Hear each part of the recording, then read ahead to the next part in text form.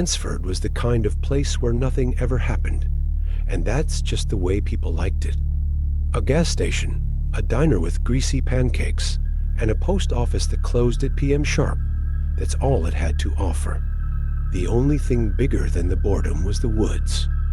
Thick, dark, and endless, the pines loomed like sentinels around the town. Most folks avoided them. Stories about the forest didn't travel far, but the locals had their share of whispers. It started with the twins, Sarah and Robbie, both 8.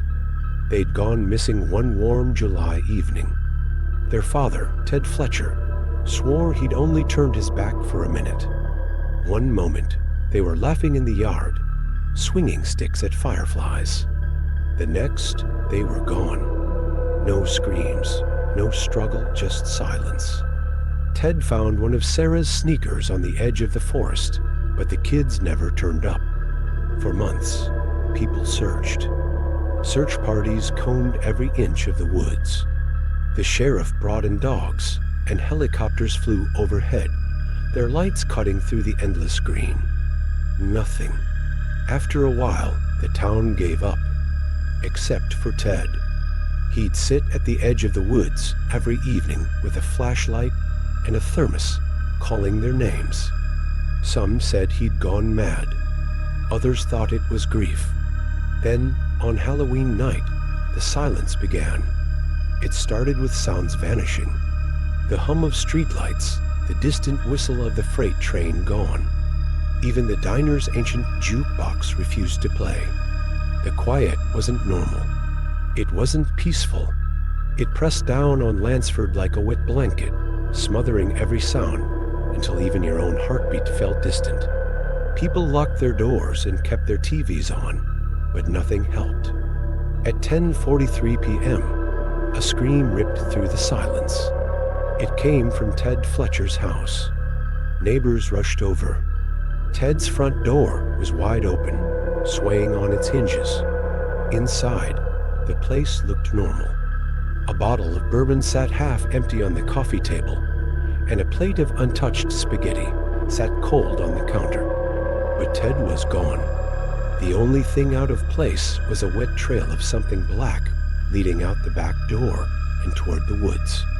Sheriff Morgan called in a few deputies and followed the trail.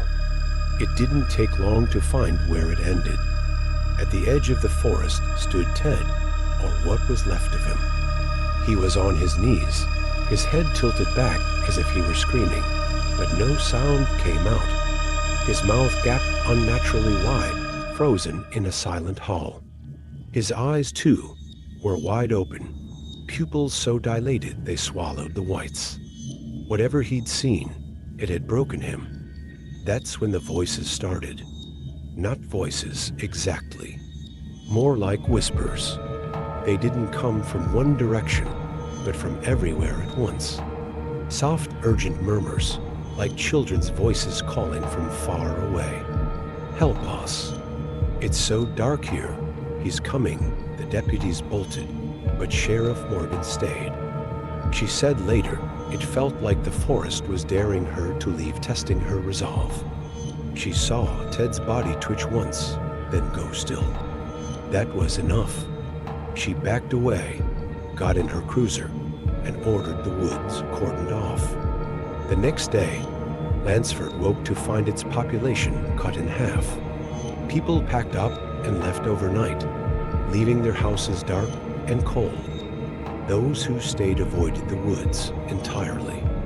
It didn't matter.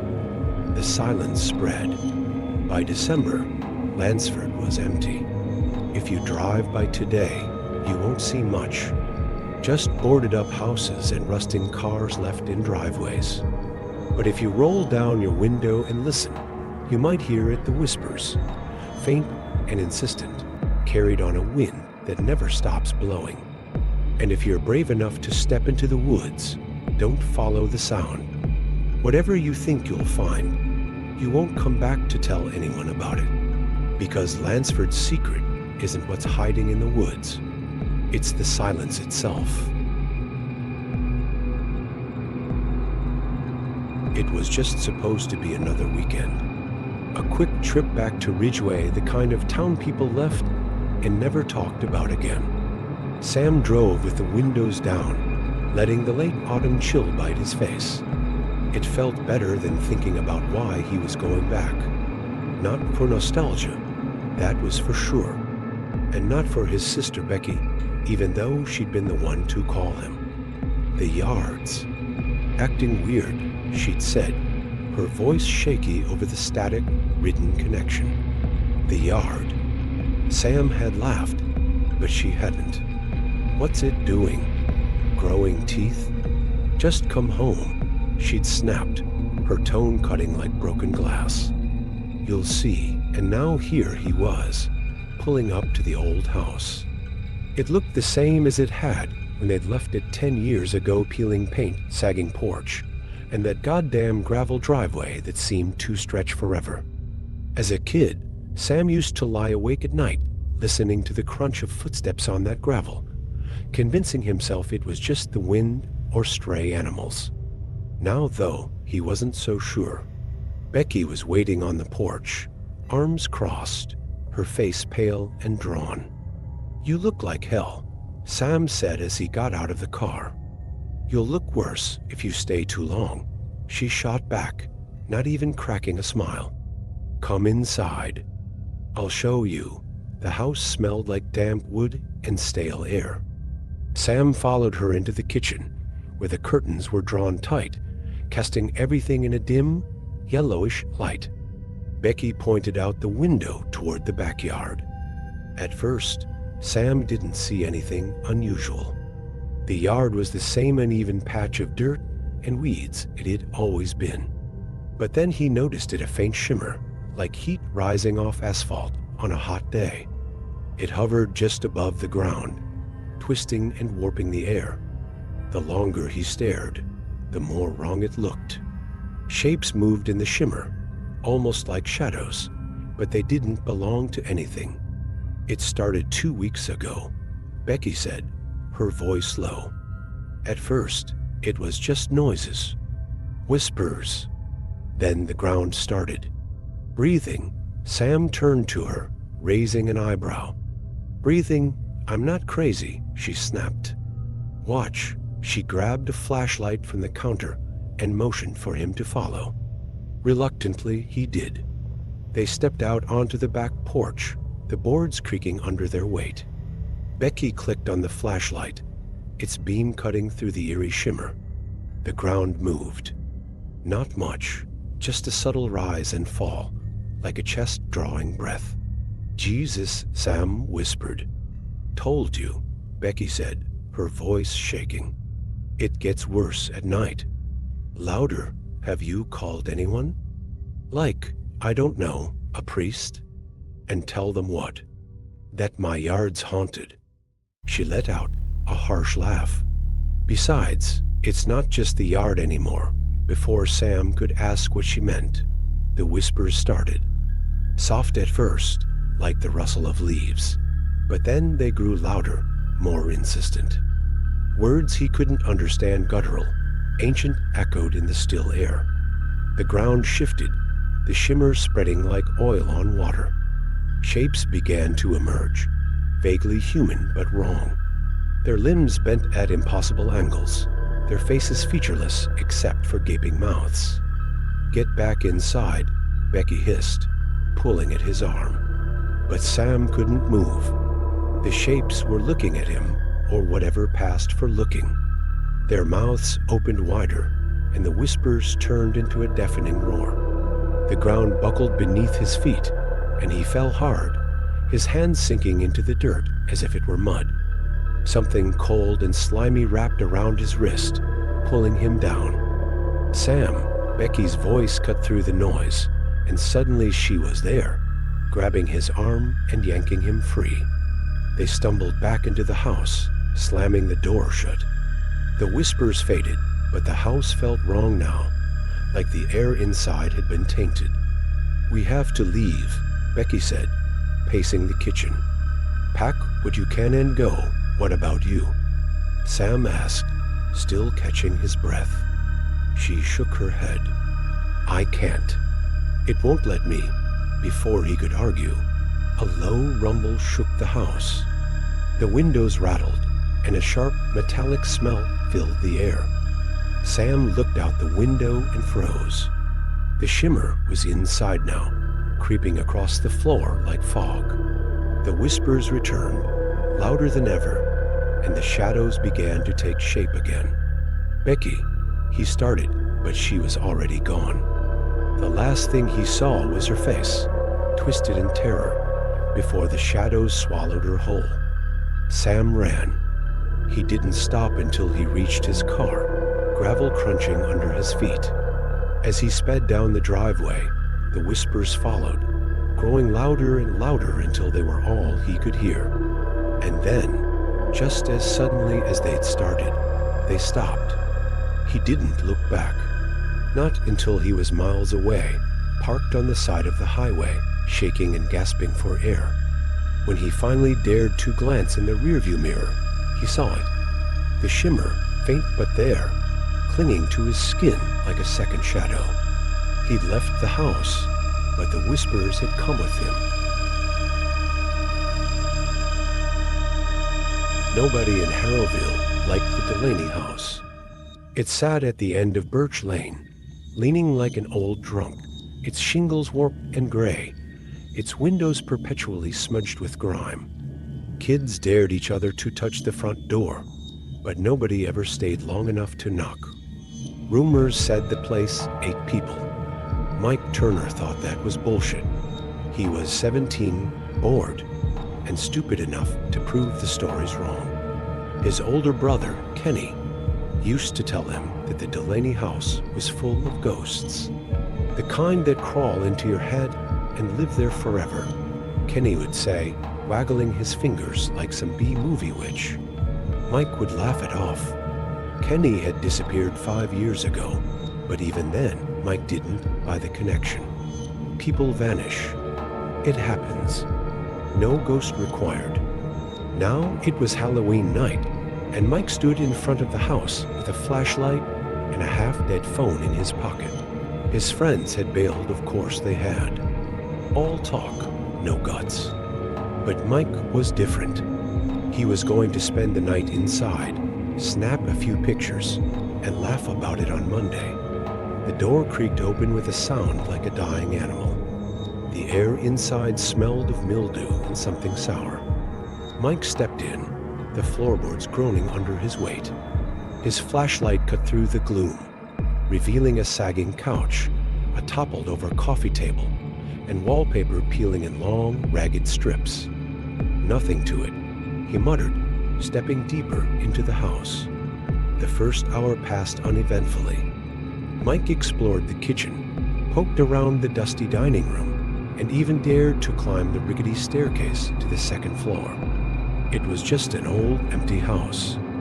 No ghosts, no monsters, no reason for the creepy stories. Then he heard the scratching. It started faint, like a mouse in the walls. Mike froze, his flashlight beam jittering against the hallway's cracked plaster. The sound grew louder, more insistent, like claws dragging through wood. It was coming from the room at the end of the hall. Probably just a raccoon, he told himself, though his voice shook. The door to the room was slightly ajar. Mike pushed it open with the toe of his sneaker, shining the flashlight inside. It was a bedroom, bare except for a rusted bed frame and a wardrobe with one door hanging off its hinges. The scratching continued, louder now, coming from the wardrobe. "All right, buddy, time to evict you," Mike said, trying to sound braver than he felt. He stepped closer, each footfall echoing in the stillness. The wardrobe shook. Mike jumped back, swearing under his breath. The scratching turned to pounding, as if something inside was desperate to get out. His hand trembled as he reached for the door. With a quick tug, he yanked it open. Nothing. The wardrobe was empty. No raccoon. No rat. Just darkness and the faint scent of rot. Mike let out a shaky laugh, relief flooding through him. Then the door slammed shut behind him. He whipped around, flashlight beam bouncing wildly. The room was empty. No one was there, but the air felt heavier, pressing against his chest. The scratching returned, but now it was everywhere. The walls seemed to vibrate with the sound, the noise rising to a deafening pitch. Mike clapped his hands over his ears, dropping the flashlight. Darkness swallowed him, and then it stopped. Mike stayed frozen, his breath ragged. Slowly, he reached for the flashlight, the beam flickering as he swept it around the room. The walls were wrong now. The plaster bulged and rippled, as if something was pushing from the other side. A low, wet whisper filled the air. "Mike." He staggered back, his mind racing. How did it know his name? The bulges in the walls grew more pronounced, taking shape. Hands, faces, eyes, hundreds of them, all pressing against the thin barrier between them and him. "Nope," Mike whispered, stumbling toward the door. He yanked at the handle, but it wouldn't budge. The walls pulsed, the faces pushing closer, their mouths opening in soundless screams. The whisper came again, louder now, a chorus of voices. "Mike, stay with us." He slammed his shoulder against the door, desperation lending him strength. The wood cracked, and he burst into the hallway. The whispers followed, growing louder, angrier. He didn't look back. Down the stairs, through the living room, out the front door. The night air hit him like a slap, and he kept running, not stopping until he reached his car. As he fumbled with the keys, he glanced back at the house. The windows glowed faintly, faces pressed against the glass. Watching, waiting. Mike didn't go back to Ridgeway after that, but the whispers never left him. At night, in his apartment, he could hear them in the walls, scratching, pounding, calling his name. One night, he woke to find the wallpaper peeling, and the faces were smiling. Sometimes the highway feels endless.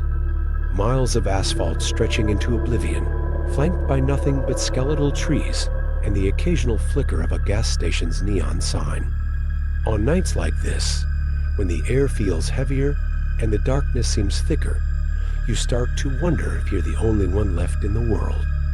That's what Aaron Daniels thought as he drove down Route 46, his car, the lone traveler on an empty stretch of road.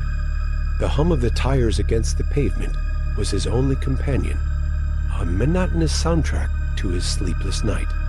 He'd left the city hours ago, fleeing an argument that had spiraled too far. Now he was somewhere between nowhere and anywhere, just trying to outrun his own thoughts. He first noticed the sign around 11:30 p.m. It was old and weathered. The letters faded, but still legible.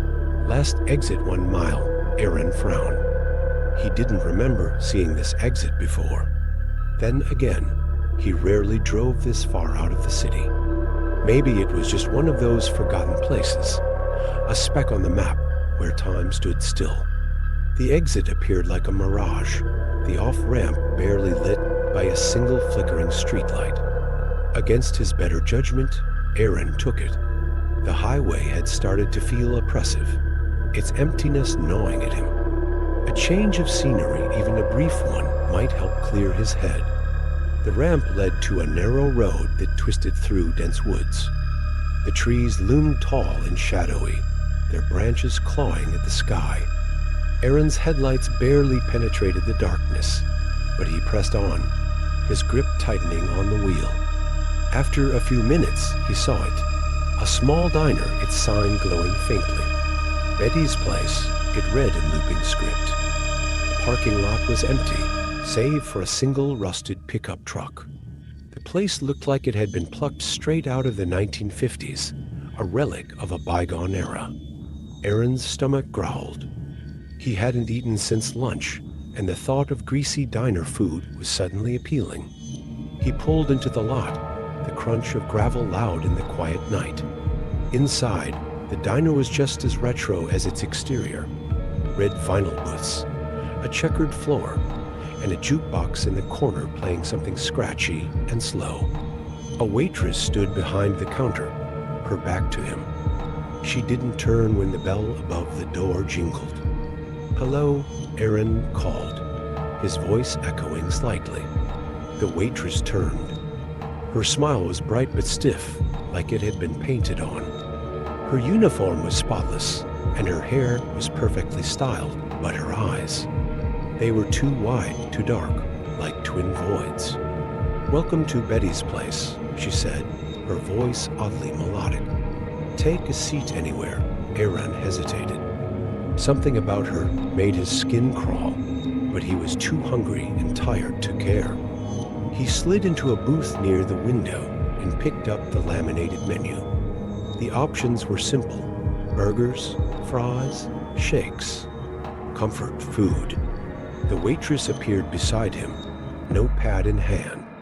He hadn't even heard her approach. "What can I get you?" she asked, her smile unchanging. Just a cheeseburger and fries," Aaron said. "And a coffee." "Black." She nodded and walked away, her movements unnaturally smooth. Aaron watched her go, unease settling in his gut. There was something off about this place, something he couldn't quite put his finger on. The food arrived quickly, almost too quickly. The burger looked perfect, the kind you'd see in an ad. But when Aaron bit into it, the taste was wrong. Metallic almost. He put it down after one bite, his appetite vanishing. The coffee was worse. Bitter and thick, it left a strange film on his tongue. Aaron pushed it aside and decided it was time to leave. He slid a 20 onto the table and stood up. "Leaving so soon?" the waitress asked. She was standing by the door, her smile still plastered on her face. "Yeah," Aaron said, forcing a laugh. "Long drive ahead, are you sure?" she asked, stepping closer. Her eyes seemed to bore into him, unblinking. "We'd love for you to stay a while." Aaron's heart pounded. He sidestepped her and pushed the door open, the cool night air hitting his face like a slap. He hurried to his car, fumbling with the keys. When he glanced back, the waitress was standing in the doorway, her silhouette framed by the diner's dim light. As he drove away, the sense of wrongness only grew. The road seemed different now, the trees denser, their branches forming a canopy that blocked out the sky. His headlights barely illuminated the way, and the shadows between the trees seemed to move. And then he saw it. The sign. "Last exit 1 mile." Aaron's blood ran cold. He slammed on the brakes, his car skidding to a stop. He looked around, his breath coming in shallow gasps. He was back where he'd started, the same flickering streetlight casting its sickly glow. The diner was gone. Panic set in as he realized the road ahead was the same as the one behind. No turns, no exits, just an endless stretch of asphalt flanked by trees that seemed to close in tighter with every passing second. The shadow appeared in his rearview mirror first. It was faint at first, a smudge against the darkness. But it grew larger, closer, until Aaron could make out its shape. The waitress, her smile impossibly wide, her eyes to black voids. "Stay a while," her voice whispered, though she was nowhere to be seen. Aaron screamed, slamming the accelerator. The car roared forward, but the road seemed to stretch on endlessly, the trees twisting and writhing as if alive. The shadow followed, relentless, its presence suffocating. And then, just as suddenly as it began, everything stopped. The car rolled to a halt, the engine dead. Aaron was alone in the silence, the darkness pressing in from all sides. He looked up, and there it was, the sign. "Welcome to Betty's place." We've been waiting for you." The town of Black Hollow had a legend. Every 13 years, on the coldest night of December, a house would appear at the end of Elm Street. No one built it. No one remembered it being there before. It just showed up. It wasn't always the same house.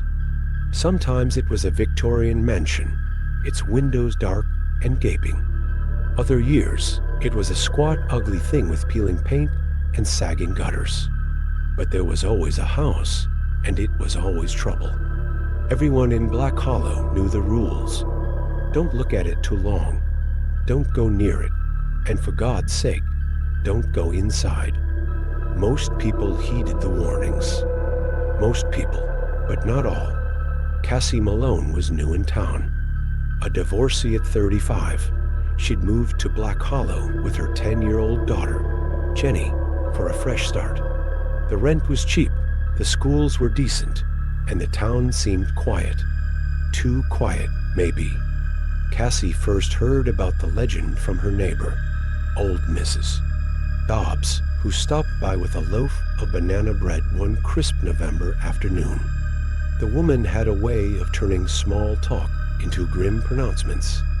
"You'll want to keep an eye on your girl," Mrs. Dobbs said, her roomy eyes narrowing. "Kids are curious. And this year, well, it's the year of the house." "The house?"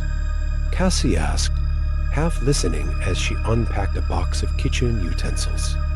Mrs. Dobbs told her the story, her voice low and serious. Cassie nodded politely, filing it away as local folklore, the kind of thing small towns clung to for a sense of identity. But later that night, when the wind howled against the windows and the house creaked and groaned, she couldn't shake the old woman's words. By mid-December, the temperature had plummeted, and Black Hollow was blanketed in snow. The town seemed to hold its breath as the night of the 13th approached. Cassie noticed how people hurried home before dark, how the streets emptied faster than usual. Even Jenny, normally bubbly and full of chatter, seemed subdued. "What's wrong, sweetie?"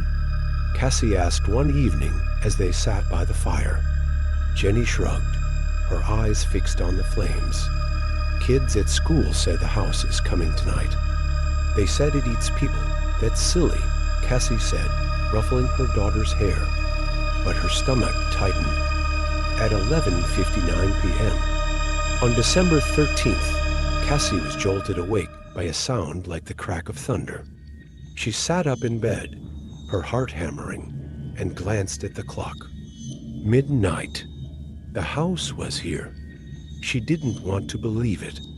She wanted to roll over, pull the blankets over her head, and pretend she'd heard nothing. But something drew her to the window. Outside, the world was cloaked in darkness, save for one glowing light at the end of Elm Street. Cassie squinted, her breath fogging the glass. There it was, a house she'd never seen before. This one was a stately colonial with tall columns and a wraparound porch. Warm yellow light spilled from its windows, casting long shadows on the snow. It looked inviting, almost cozy. But Cassie knew better. She'd seen enough horror movies to recognize a trap. She was about to turn away when she noticed movement on the porch. A small figure, bundled in a red coat, was climbing the steps. Jenny. Cassie's blood ran cold. She bolted from her room, her bare feet slipping on the hardwood floor. "Jenny," she screamed, throwing open the front door. The cold hit her like a slap, stealing her breath, but she didn't stop. Snow crunched underfoot as she ran toward the house, her heart pounding in her ears. "Jenny, stop!" Her daughter didn't turn. She disappeared through the front door, which creaked open as if welcoming her inside. Cassie hesitated at the threshold. The air around the house felt heavy, like it was pressing against her chest. Inside, the foyer was warm and inviting, a stark contrast to the bitter cold outside. A chandelier hung from the ceiling, its crystals catching the light. A grand staircase swept upward, its banister polished to a shine. "Jenny," Cassie called, stepping inside. The door slammed shut behind her. At first, the house seemed empty, silent. Cassie's footsteps echoed as she moved through the rooms, each one more beautifully decorated than the last. There was a parlor with a crackling fire, a dining room set for a feast, a library with shelves that stretched to the ceiling. But there was no sign of Jenny.